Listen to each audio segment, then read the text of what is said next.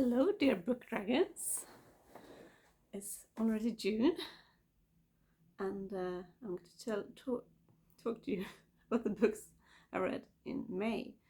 I actually read 11 books in May, so that's the most I read this year per month. Whoa, look at all these. It's not even all of them. I usually read around 8 books a month, sometimes 9, and the summer usually a bit more. For some reason. I was being home quite some this month, so also a reason why I got some more time reading. Anyway, the first book I read was an ebook. It was Death at Chateau Lille, but I read it in Swedish, by Katarina Bivall, the Swedish author. So it's the second book about this writer that I talked about probably in the last video I did, I think. I did enjoy this. I liked the first book better, I would say. This took me nearly a month to read, so obviously it wasn't as exciting that I could have been. I usually don't take a whole month to read an ebook. So anyway, so that was okay. I gave it 3.8 stars. It was definitely entertaining, but I was thinking about it a couple of weeks ago and was like, but who was the murderer? Did I finish the book? And then like a couple hours later I realized, oh yes, that's what happened. For some reason I had forgotten how it ended, but then it came back to me. But it is about a bunch of writers and editors, a lot of book people meeting up at this castle in France. And one of the most famous author being there is killed. And Berit once again tries to solve it with help of the French police this time. And the policeman from the first book, who is on holiday, also arrives. That's kind of funny. Yeah, he's walking in the mountains in France. I think maybe if I'd read it as a physical book, I probably liked it better. I don't know. I often feel that I probably would like books better if I read them physically. And I'm listening to a book right now, which is taking me the whole spring really, because I don't listen very often. And I think, I really enjoy it. But I think if I read it physically, I probably would have enjoyed it more. I mean, sadder things happened, I probably would have cried. But now listening to it, I was like, oh, that's sad. But not so much more. Anyway, the first physical book I read was Thursday Murder Club by Richard Osman. I read this in Swedish. Found it at the book sales last year. And I must say I really enjoyed this. I gave it 4 stars. It was quite totally different from the book I finished before physically, which was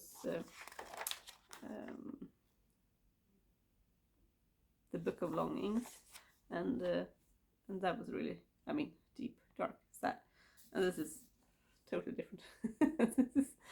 It is deep in some ways, but it's very light. It is funny. It is, but it's also about friendship. It's about this old people living in the same area. It's not a elderly home, but it's like an elderly area, and they're really witty. And there's friendship, and it's I've forgotten their names now, but it's like 2 women and 2 men who are like the main group, and they help the police, but sometimes they help before the police. I mean, the police doesn't want their help, obviously, but they get to know this young police woman, and they manage to make her want to help them. No, sorry, I mean they the other way around. They managed to make her want their help. Yeah. It was. I can really recommend this. I have the second and the third book. I haven't read them yet, but I'm looking forward to read them. Really funny. That was Thursday Murder Club.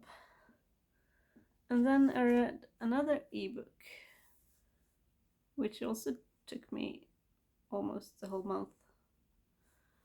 A Swedish book called Tell Three Things by Callum Bloodworth. So that's not really a Swedish name. I don't know if that's his real name or if it's an Englishman living in Sweden. I don't know. But it's a teenage story. A really, really sad story. I cried so much. Oh, it was really, really good. It's about this young girl who she doesn't have any friends. Her mother died, I think, a year ago or something. I don't remember exactly how. She was sick, and she lives with her sister because her dad has given up on life, kind of. And her sister is not. Yeah, she's a couple of years old, but not that much older. And this is just starts when the COVID arrived to Sweden. And her sister forces her to go to a party. And at the party, a guy accidentally kisses her. Very strange. And apparently he's got COVID, so she now has to, even if she's not sick, she has to stay inside for 2 weeks. No contact. So her sister moves out to her boyfriend and she stays in her sister's apartment. And I think almost immediately there's someone very strange who knocks on her door. A young man, her own age. And they start talking through the door. And it's just so sweet. He doesn't really tell her about himself. Well, every time she starts to ask more questions, he goes back to her instead. But they really fall in love with each other. He leaves cupcakes outside her door. He sings under her window. And she's not used to this at all. And it takes a while to trust him. And if you want to read this book, I shouldn't tell you anymore, but I'll just say I knew something horrible, really sad would happen, but it was much worse than I thought because she already had so horrible things going on in her life with her dead mother. So it wasn't fair. The book wasn't fair. But life isn't fair. Yeah. Read it if you want to cry. Don't blame me, blame the author. It was really good. Very good. Yeah. I could talk more about them. There are also 2 other people she meets through him. She has like a she loves when the cherry blossoms in Stockholm blooms. Her mother used to take her there, and he takes her there through video. I mean, everything is on the phone. He shows her flowers blooming, and he does this all crazy lovely stuff. And these 2 other people he knows through a therapy group. Becomes her new friends as well. So it's not just about him and her, but also about these 2 other young people who's really lovely and very, very funny. So that's Tell 3 Things, or Tell 3 Things. I don't know if it's been translated to English. I have no idea. The next book I read was The Tale of Cuckoo. The Tale of Cuckoo Brow Wood. I can't really speak today. The 3rd book in Susan Wittig Albert's series about Beatrix Potter. And this is even more fantasy than the other 2 books because there are fairies who are introduced in this book. It's also a mystery, obviously, and yeah, There's a mystery about a woman who marries a rich man in the area, but Beatrice Potter solves everything as usual. I have such a nice quote from this book I really wanted to read for you. There is, after all, a limit to the things we can know, even if we are fortunate enough to be geniuses, but no limit whatsoever to the things we might imagine. And if we cannot imagine, we will never know what we have yet to learn. For imagination shows us what is possible before knowledge leads us to what is true. I thought it was very lovely and interesting. I really love these books. I have read the whole series once before, 2 years ago. And I'm going to read the 4th book now in June. So I really recommend this series. So sweet and lovely, clever, funny, and full of wisdom. And after that, I read one of my favorite books ever, Anne of Green Gables, and the second book, what's it called in English? Anne of Avonlea, I think it's called. Yes, Anne of Avonlea. So this is 2 books together, first and second book.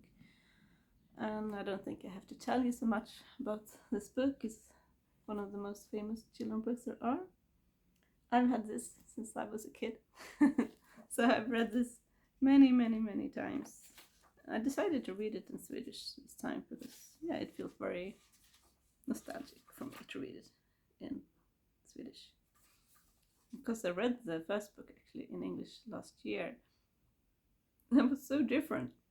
There were some words I found kind of hilarious that I more think about, like books in Sense and Sensibility and Jane Austen books that I don't really connect with Anne of Green Gables, like this word for a lover. Now I've forgotten it, obviously. Doesn't matter, but it's really nice to read in Swedish. Very, very cozy. And also very sad. I always cry reading these books. And I don't think I've ever read more than 3 books. So I have all 8 books in like really, really small books. So I had this plan to buy them in a more comfortable size. But now that I'm going to be a student, I've decided to not buy any more books.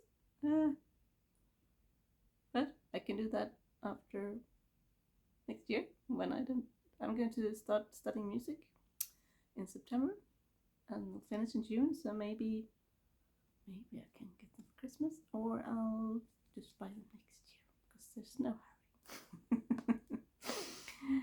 Anyway, so that was Anne of Green Gables and Our Friend Anne. Oh, that's what we say in Swedish anyway. But in between first book and the second book, I read A Psalm for the Wild Built. This was for a book club that I'm in. And it's, as you see, very short. Very sweet. This is really was a very book full of wisdom.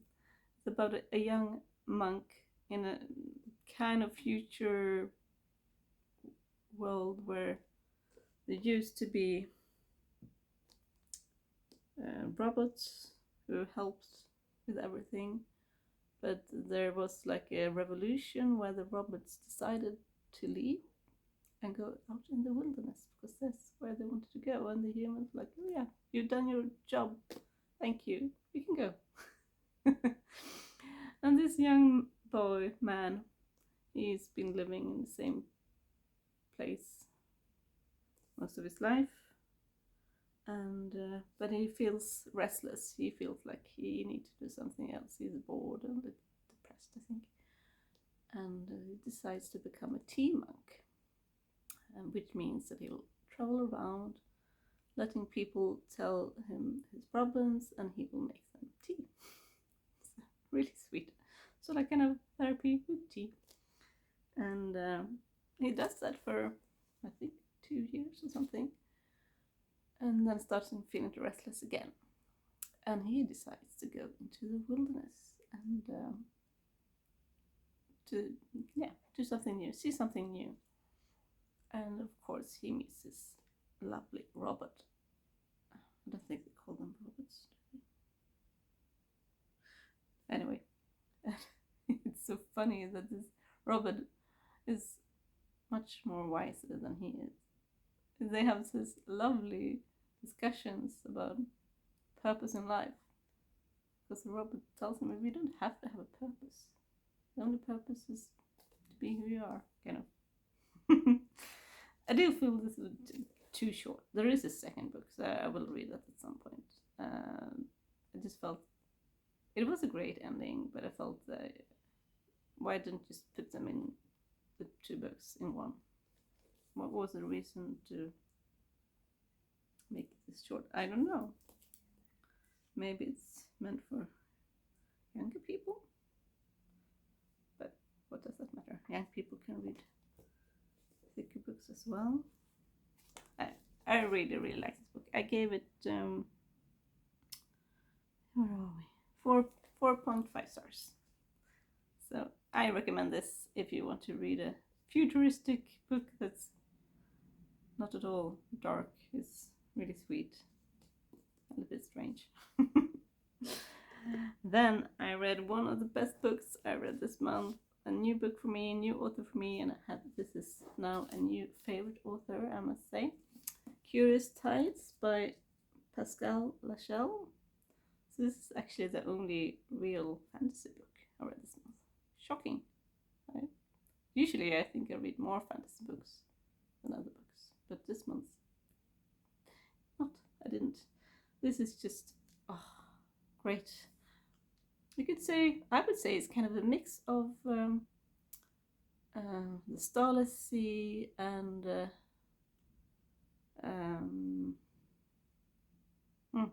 I've forgotten it.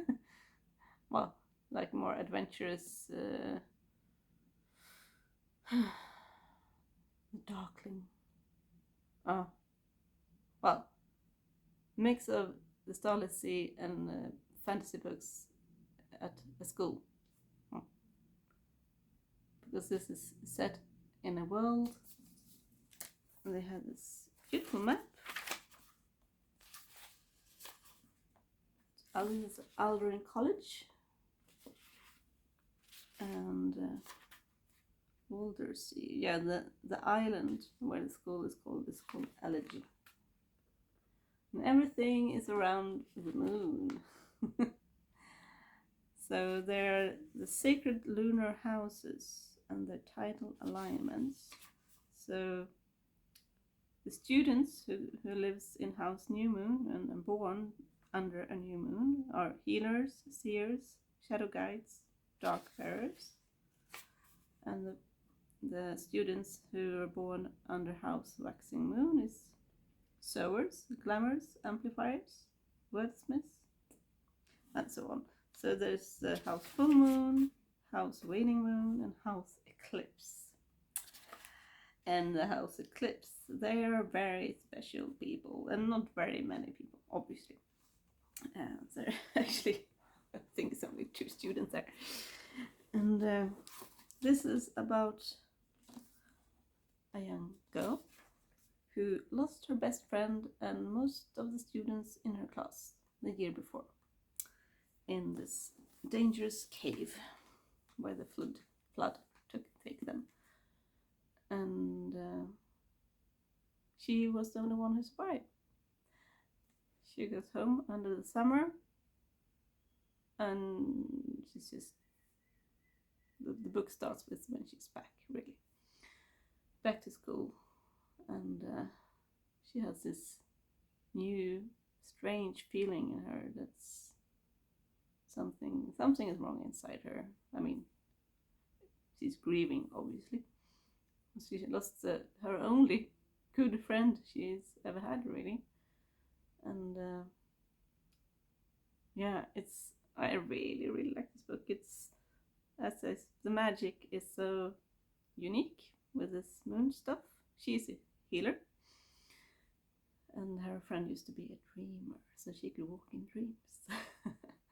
And she's so fascinating. And her friend's brother is the student who is an Equinox student, and his magic is that he can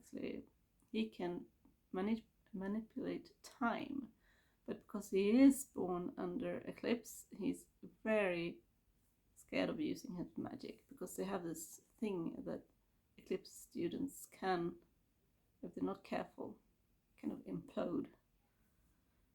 And the more you read this book, the more complicated everything gets.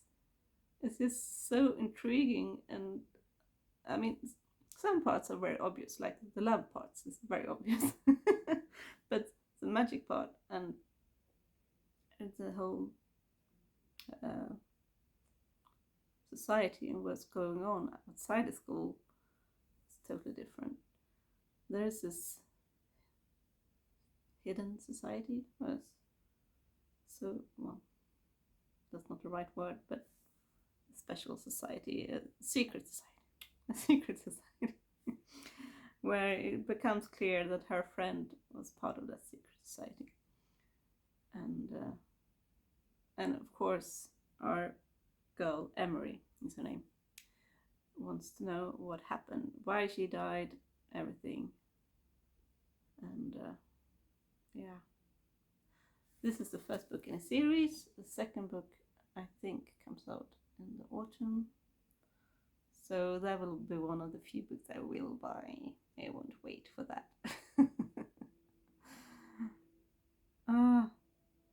Yeah, it was so good. I give it 5 stars. Yeah, if you want to read a book about magic and time, and it's very poetic, because there's also a story in the story where we get to know they have this storybook about the gods, and this the boy, as the one, I've forgotten his name, Baz. I wonder why Baz is such a, I mean, I read the book last month. There was a person called Baz. He reads this book all the time. He's totally crazy about that book. And so you get to read that book a bit by bit, kind of, and it's so fun, interesting. I really like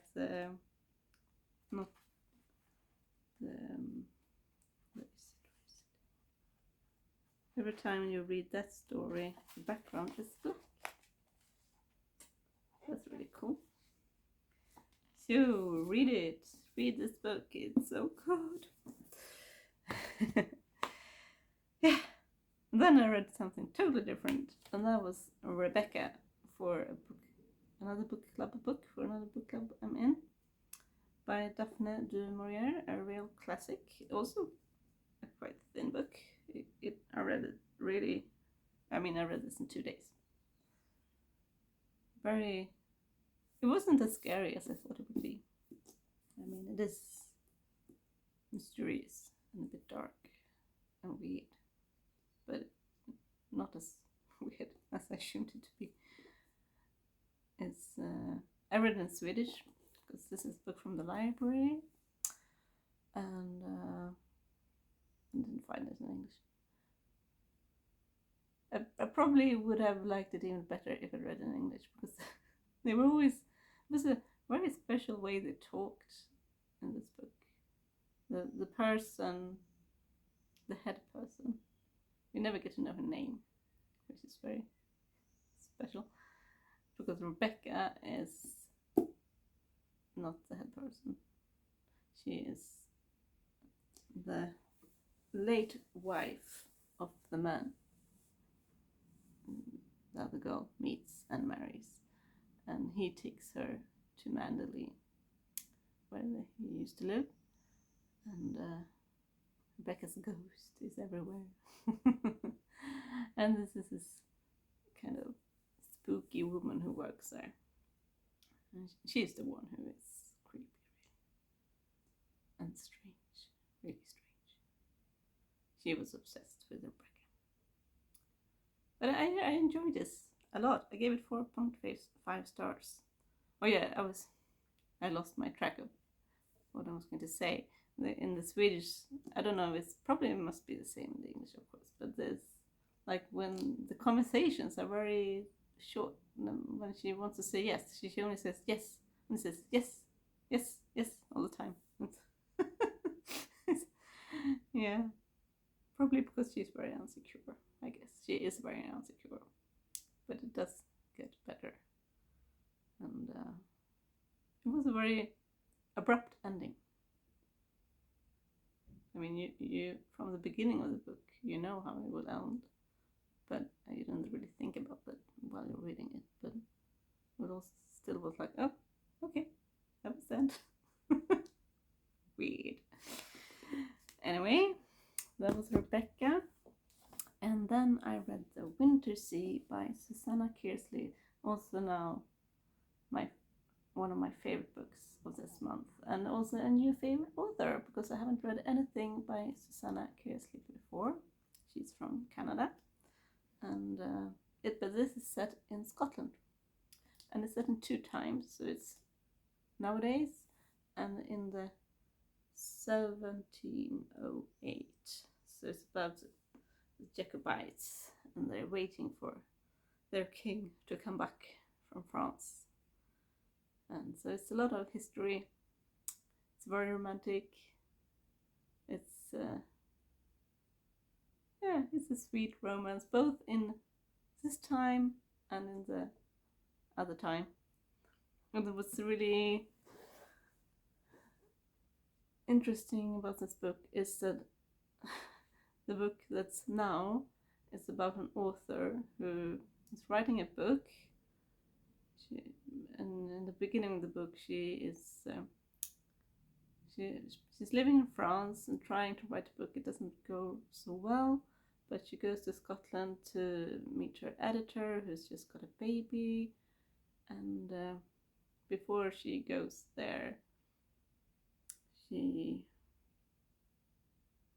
don't remember. Oh yeah, when she's on her way, she stops by this small village near Slains Castle and to ask for the way. And she just really likes the area, and she gets like a memory flash. She has this feeling, so she's been there before. So when she's met the editor and because they're friends, she has this feeling she needs to go back to Slains. And this is a real place. It's a real castle called Slains, New Slains Castle. And there is Old Slains Castle. And so it's fun while you're reading this. You can look up these places on the map and realize, oh, it is there. This is quite high up in Scotland. This is above Aberdeen, at the coast. And the castle is really on the edge by the sea. You can go there. It doesn't have any ceiling anymore, so it's just a ruin. But, yeah, it was so interesting to learn more about Scottish history and the Scottish king living his life in France, kind of, and all the politics around that. But the most interesting, I've got to say it again, the most interesting part is that these memories are from her ancestor. It takes a while before she realized that. So it's not like she used to live at that time. It's more like a DNA thing. Really fascinating twist. And she's written 2 more books about this, not the same people, but I understand from when I looked this up, there are people in this book that are also in the second and the third, or maybe in the third is people from the second. But they're also set in Scotland, I think. And she's written a lot of other books as well, so I really want to read more by her. I know there are at least 2 more books of her at the library, so that's great. I gave this, also 5 stars. Yeah, I really love a historical romance that are not so dark, because it's not dark. I mean, the does happen some things, but it's not violent. There's like one time thing, and it's a bit shocking, but not so much. I have read so much worse stuff. So yeah, I can really recommend The Winter Sea. And the last book of the month was my secret book, Love and Other Words. I think I showed you earlier that I wrapped up books, so I wouldn't, and I have to read one once a month. And so Love and Other Words was the book of the month that I didn't know what it was, by Christina Lauren. And Christina Lauren is actually 2 people, I think.